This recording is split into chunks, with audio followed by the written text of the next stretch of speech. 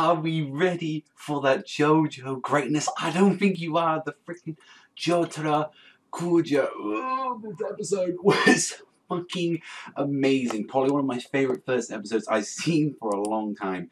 Spring 2014 just starts off with amazing with JoJo's Bizarre Adventure, Stardust Crusaders.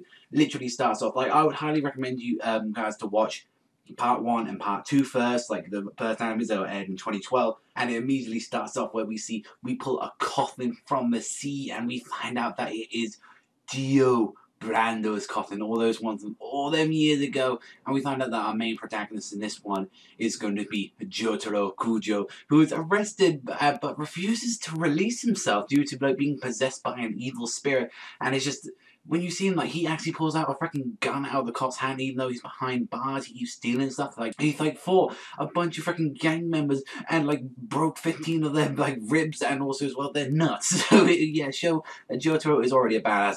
He also talks trash to his mom. Like, what are you doing, bitch? Get out of there. He really shows that he's a badass. He fucking drinks out of a fucking can with his fucking stand. It's fucking badass.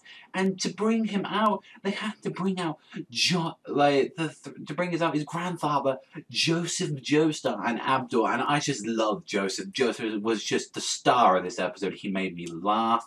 He was being badass. He's like there trying to see his daughter Holly. He's like, Holly, and he just like barges people out of the way. Get the fuck out of there. I'm Joseph. You don't know who the fuck I am. And Abdul as well, making a very strong impression with being one of the evil spirit users as well, known as a stand, which is Magician Red, a very powerful Final Phoenix. And I liked as well that in the time guys they show you like the stand's powers and abilities. I really like that. And the fight itself was really awesome. It was like very strategic. That's what a lot of JoJo is, like strategic battles and stuff.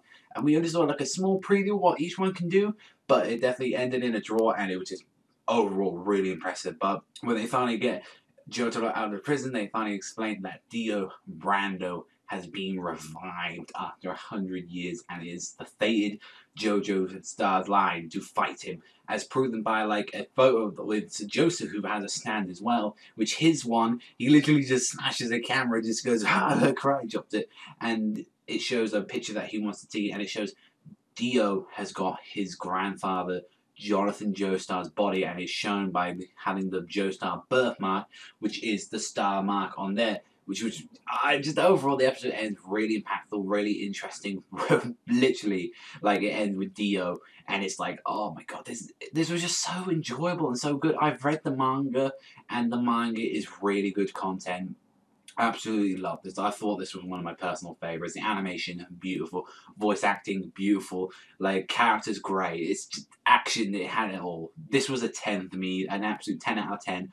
First episode, and that's just not me being a JoJo fan. If I saw the first episode of this as well, I thought this would be a 10 as well. Very impressive, and I think this is going to be one of my favourites to review this season. And overall, I want to do all of this like I did with JoJo part 1 and 2. I want to review all of this, and hopefully this will be a new review for you guys that you'll hopefully be seeing every week. But 10 out of 10, beautiful, loved it. Let me know what you think of JoJo down below. But that's all for me. I want to thank you very much for watching, and remember, I'll see you guys later. And